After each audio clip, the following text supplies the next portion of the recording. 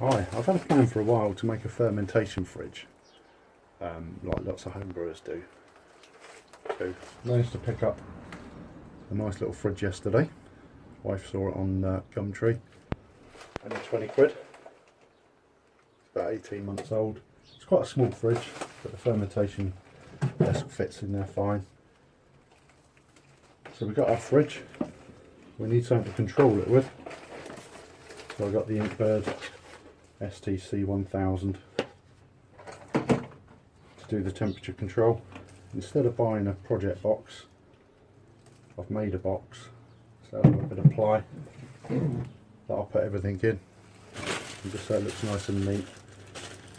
Bought some glands to go in the back. In the fridge we want to circulate the air temperature, because we're going to have cooling off the fridge and a heating element at the bottom, which I'm waiting for eBay.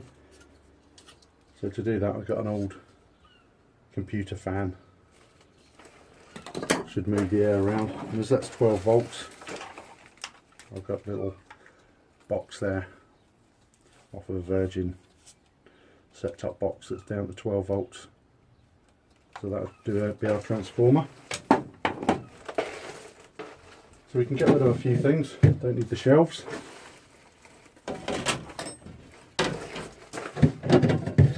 They can go.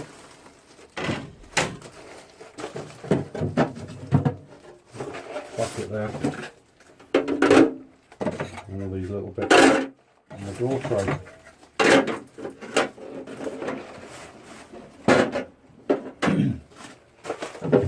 Final glass shelf there.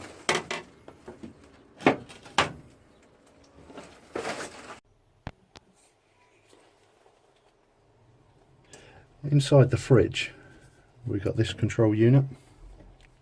This is what sets the temperature, and you've got your light in there as well. It's something that we don't really need because the temperature is going to be set by this here, our Inkbird. So we can do away with this. The light doesn't really matter.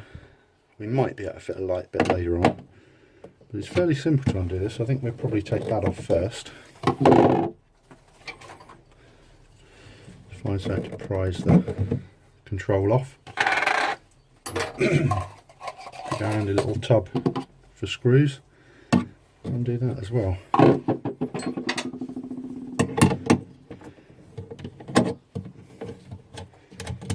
If we undo that with a spanner, keep all the bits. It looks like it's only one screw holding this on.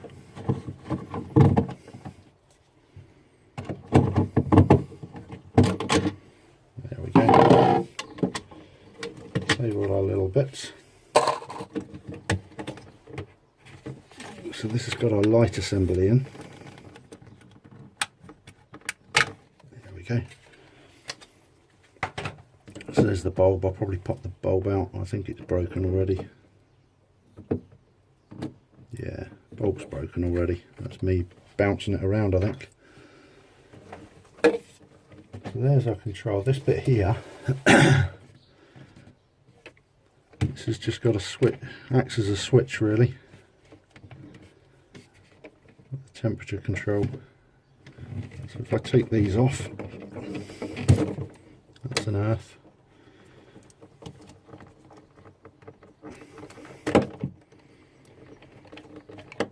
So the wires are free. Now we're left with this like capillary tube. If I'm right in thinking, that's the thermostat part that tests the temperature, and we can just pull this out. There we go. So we won't need that anymore.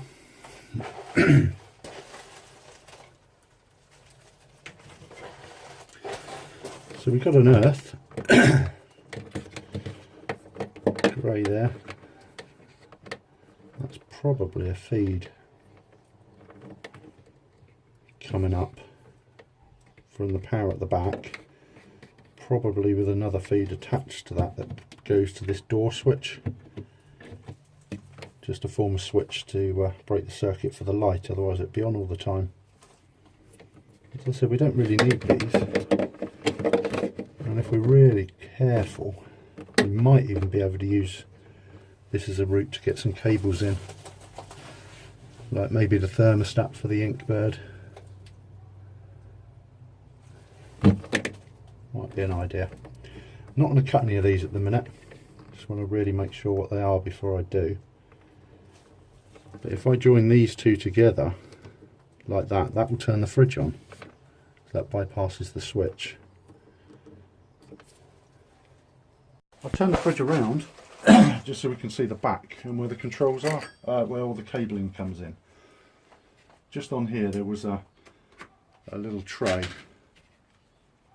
There's a drain hole there which we might use for some cables to go through. Now this cable here, I would imagine, goes up to the top where we got inside the fridge door, or inside the fridge. Try to prise this little bit off. There we go. Nearly. Probably just a little plastic cover just to cover up everything.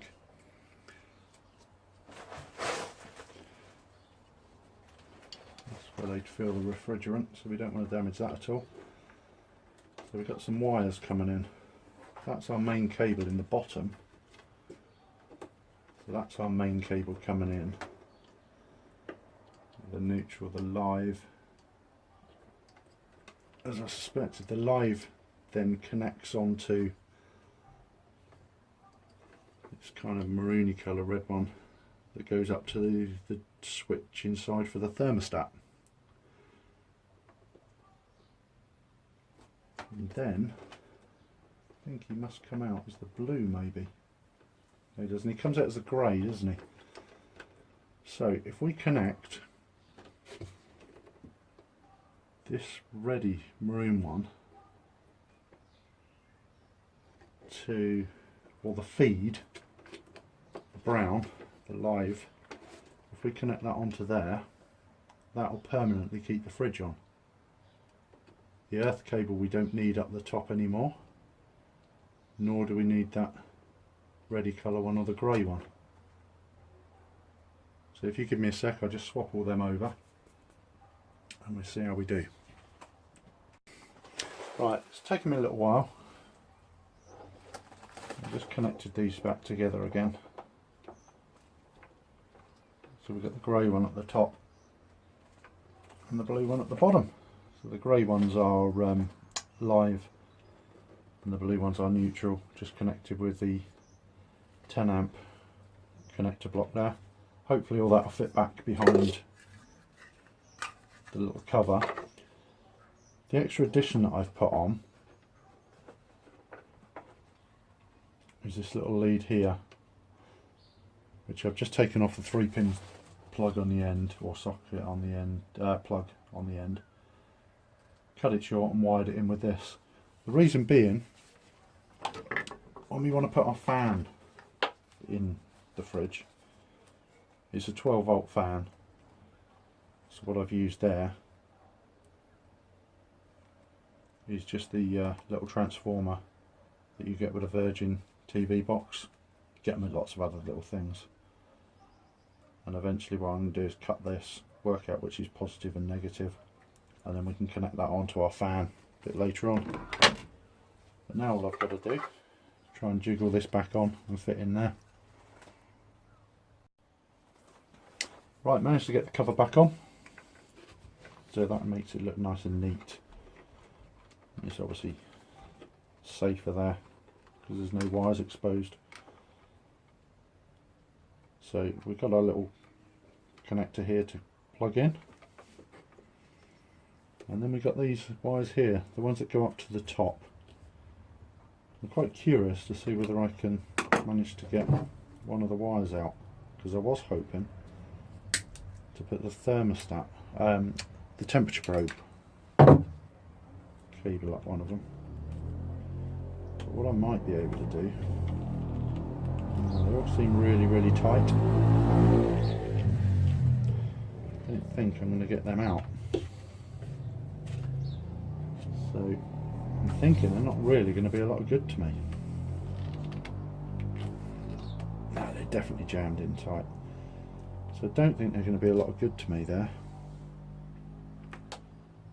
But I won't cut them off at the minute, just in case. Just tuck that up out of the way. Right, got some bits up here. That's what we're going to put the Inkbird controller in. So that will drop in there like that. And that gets secured from the back. Just so it protects it. Got some of these cabinet handles. Just going to put one there and one above. And that's just so it doesn't get knocked on the front.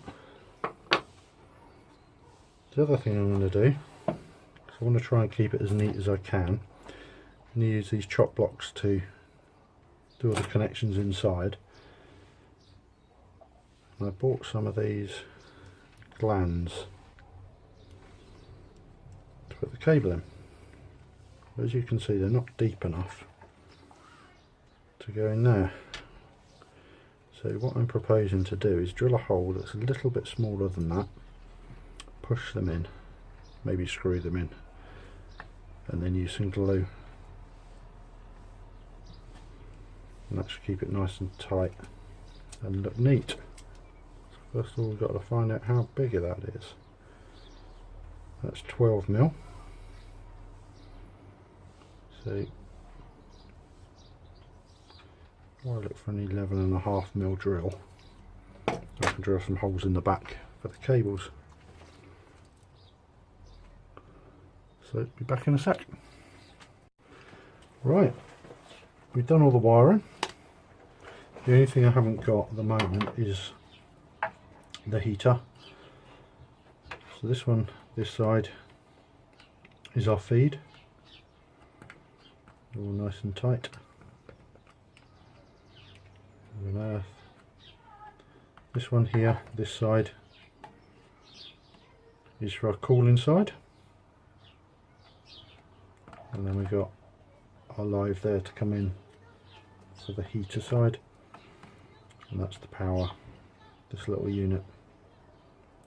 So I'm just going to cover up the top and then we'll be back. There we go, the top's back on.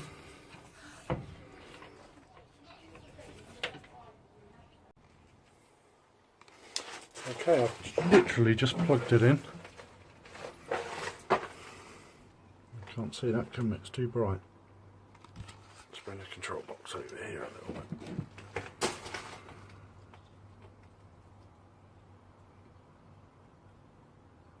I don't know how well that's coming out on the video, but that's 22.9 degrees C.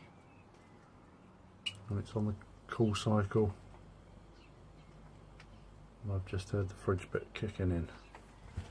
If we open up the door, there's the temperature probe. There's our fan for the minute. What I'm going to do is put a piece of wood on the bottom there. Slats, very similar to what I've done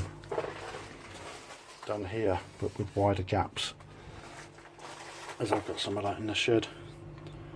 And I'm going to place the fan on here, and my idea is that it's going to force the cold air downwards in that well, and then it might create like an airflow around. They're the wires at the top, none of that's connected anymore. But until I get everything sorted out, I'm not going to cut them out, because that's a way of getting power up to the top of the fridge again. So I'll put a cover over there of some sort that's flat, that doesn't get in the way of the fermentation vessel.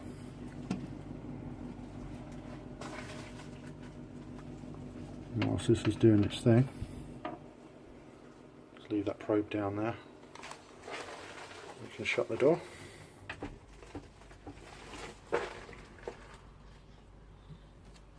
I'm going to move this across here so we can see it a bit better.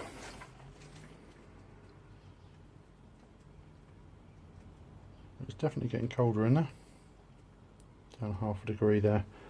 Now I've just got to learn out how to work it all.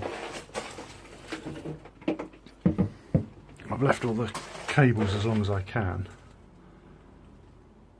because I'm not really sure where I'm going to be putting the fridge at the minute.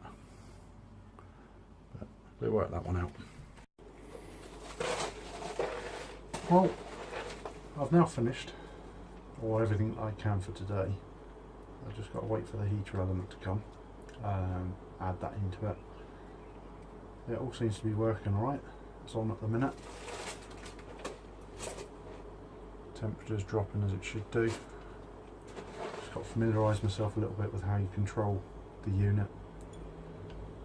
But all in all, it's not been too bad. Just now find somewhere where to put it inside.